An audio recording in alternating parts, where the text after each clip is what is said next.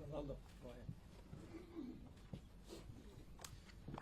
Thank you, members of the press, elected officials, especially Congresswoman Sylvia Garcia, who spent a couple hours with me at Bentop Hospital. Thank you, friends, for showing up, family members, former students of mine that I saw in the crowd. Thanks for coming. I have a prepared statement I would like to read to you guys.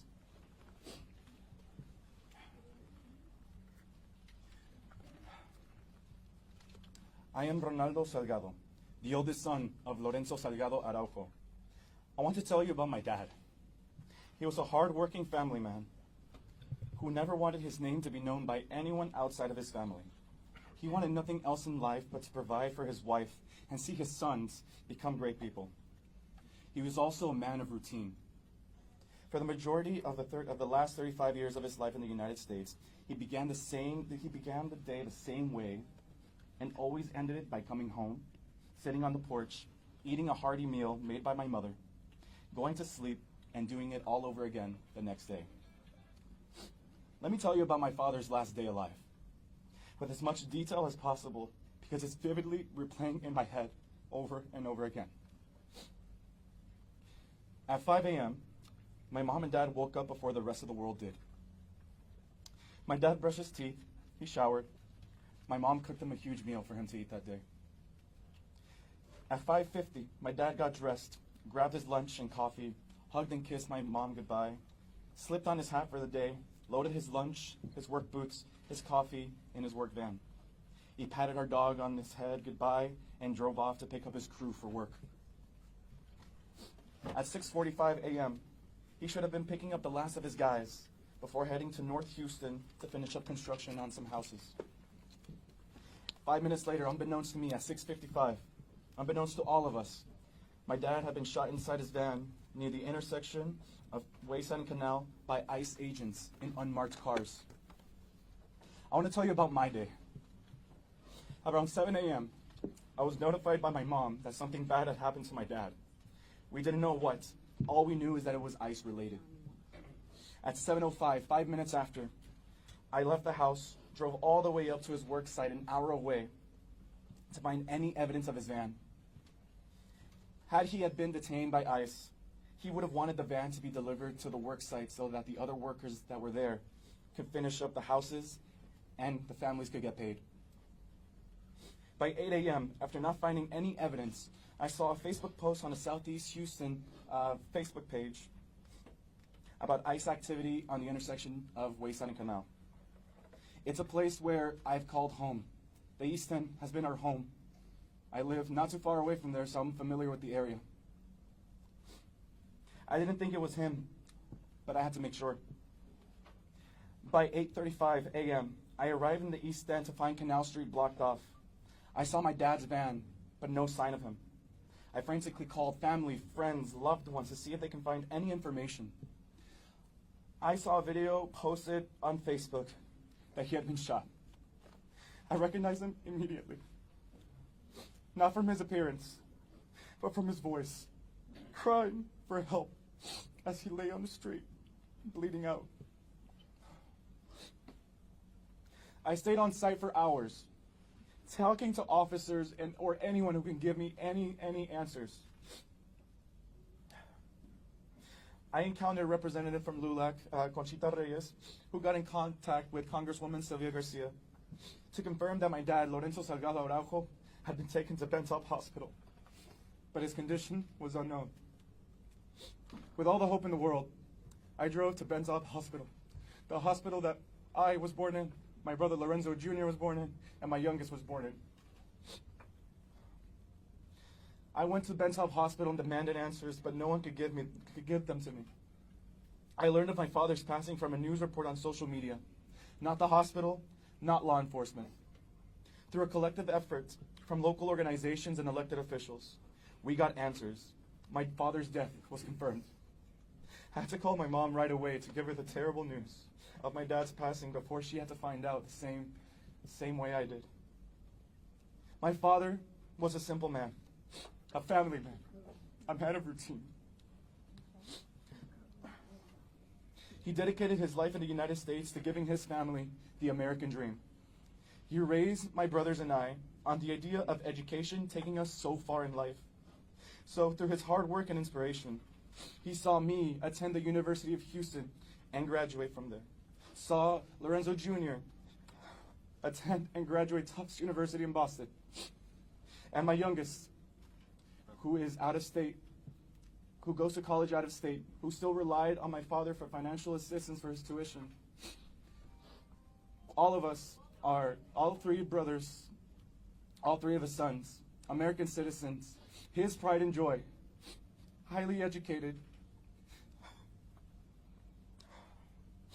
After nearly 35 years of working to give us the American dream, he made the choice to begin the process of obtaining his American dream through a work permit. We dotted every I, crossed every T, filled every document, attended every appointment. He was close to obtaining his legal status. My father was a private man, a man who dedicated his life to work. He worked the last 30 years of his life building homes in the Houston suburbs. Part of his dream was to build a house for himself and his family, just like the hundreds he had built for himself over his career. One that he could call home. One that he can call ours, our home. And he did. After he built his own house with his crew, composed of family members and other loved ones, he achieved it. After it was built and up until last weekend, you can find him every evening after work, resting on his porch, listening to music, petting his dog. That's how I want the world to know my father. Not as someone who got shot and killed, but as a family man, a man who understood that good things come to those who put in hard work. I am deeply heartbroken to see that the man who taught me the value of hard work, family values, and education will no longer spend an evening on that porch. I am calling for a full investigation into the events that transpired yesterday, July 7th. He did not deserve to die. He did not deserve to be reduced to a headline of Mexican man shot and killed by ICE.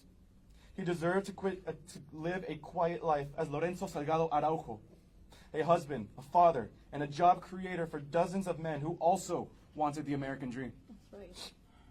I would be doing his memory a disservice if I didn't recognize the other three men who were with him, one of which was my uncle. All three men were rounded up.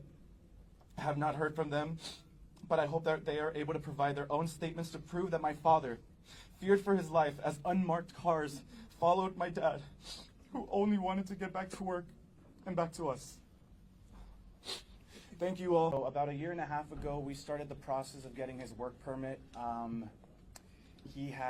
We had submitted every single document. We have submitted every the pictures that he wanted, the personal experience statements that he reached out to his employers, to family members, to friends to write for him. We've been going at it for about a year and a half. I think, if I remember correctly, and I can't say don't quote me on this, you are going to quote me on this, but I believe that they were close. They told me that the timeline to get the work permit was about 18 months, and if we started back in February 2025, around this time, maybe in the next couple of months, it would have been the notification that his work permit had been approved. He had, in the previous couple, I think I want to say back in March and April, he had done his biometric scans. They got his fingerprints done at a center, and I believe that was the last step for his work permit. Just to be clear, my family, all parts of my family, my dad and my dad's brothers have no criminal history whatsoever.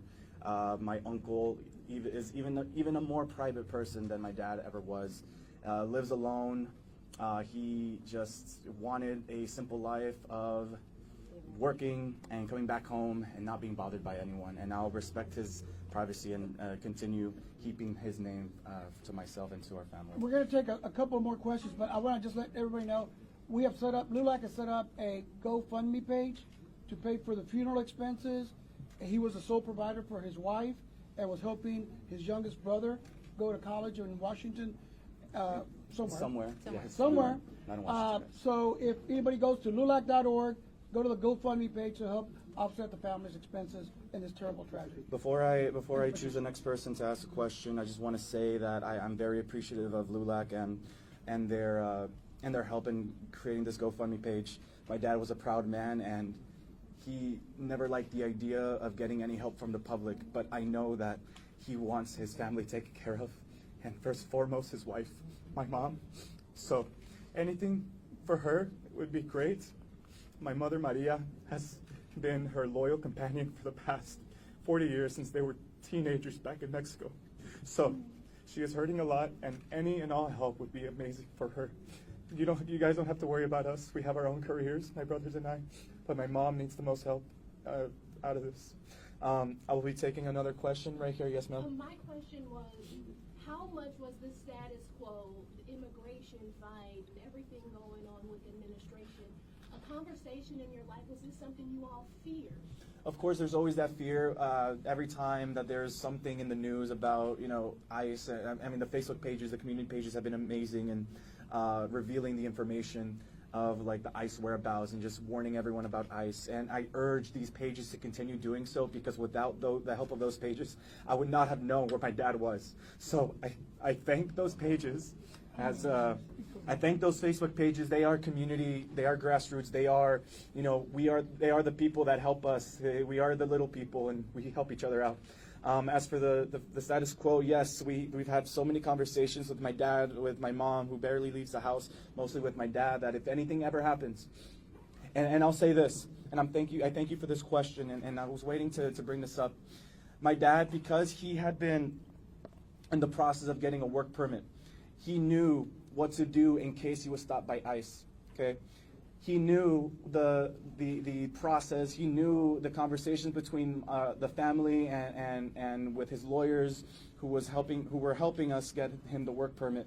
He knew what to do. He knew not to sign anything. He knew that the first phone call he should make to be either to myself or to my mom, so that way we can get the process started of getting him out. There is a process that the lawyers told us that could happen in the event that this would happen.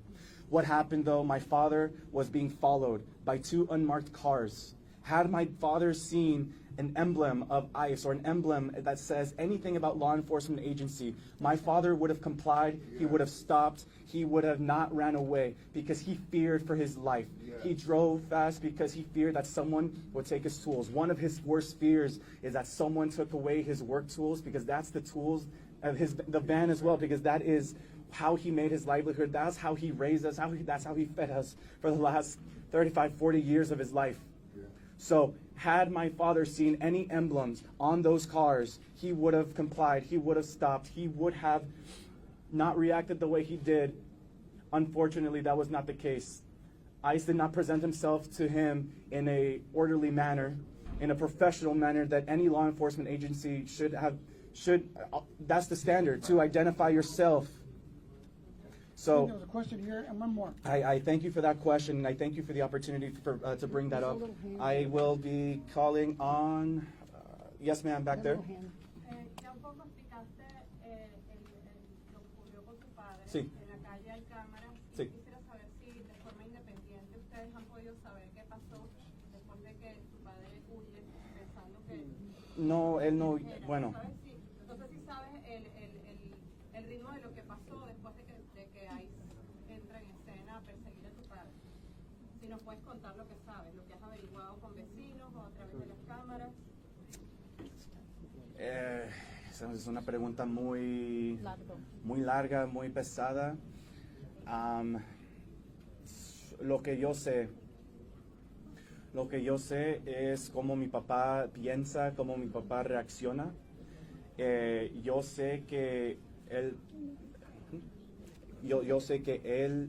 se hubiera parado si se hubieran identificado los oficiales. Si no estuvieran en un carro, que si ellos estuvieran en un carro con cualquier marca o logo de cualquier agencia de ley, él se hubiera parado. Can you repeat her question in English and give the answer, please? The question, can you answer it in Bueno, answer?